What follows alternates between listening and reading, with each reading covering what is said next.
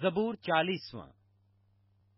میں نے صبر سے خداوند پر آس رکھی، اس نے میری طرف مائل ہو کر میری فریاد سنی۔ اس نے مجھے ہولناک گڑھے اور دلدل کی کیچڑ میں سے نکالا، اور اس نے میرے پاؤں چٹان پر رکھے اور میری روش قائم کی۔ اس نے ہمارے خدا کی ستائش کا نیا گیت میرے منہ میں ڈالا۔ بتھیرے دیکھیں گے اور ڈریں گے اور خداوند پر توکل کریں گے۔ مبارک ہے وہ آدمی جو خداوند پر توکل کرتا ہے اور مغروروں اور دروغ دوستوں کی طرف مائل نہیں ہوتا۔ اے خداوند میرے خدا، جو عجیب کام تو نے کیے، اور تیرے خیال جو ہماری طرف ہیں وہ بہت سے ہیں۔ میں ان کو تیرے حضور ترتیب نہیں دے سکتا۔ اگر میں ان کا ذکر اور بیان کرنا چاہوں تو وہ شمار سے باہر ہیں۔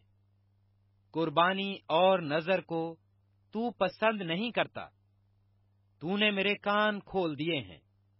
سوختنی قربانی اور خطا کی قربانی تو نے طلب نہیں کی۔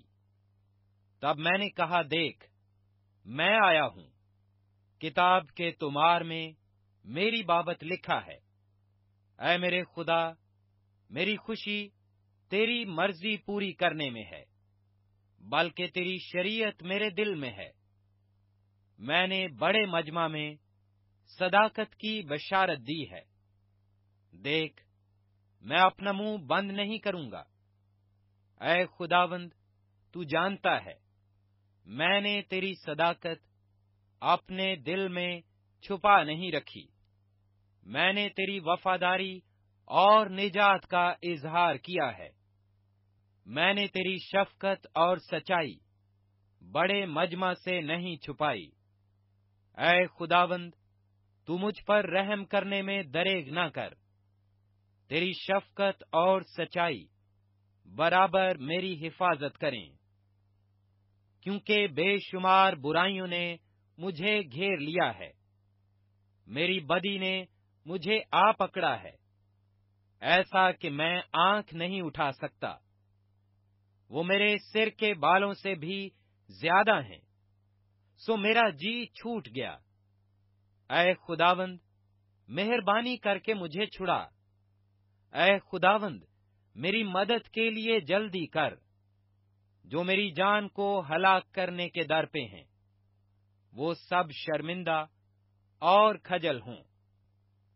جو میرے نقصان سے خوش ہیں، وہ پسپا اور رسوا ہوں۔ جو مجھ پر آہا ہا کرتے ہیں، وہ اپنی رسوائی کے سبب سے تباہ ہو جائیں۔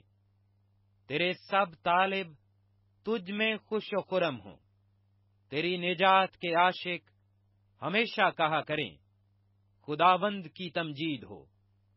پر میں مسکین اور محتاج ہوں، خداوند میری فکر کرتا ہے۔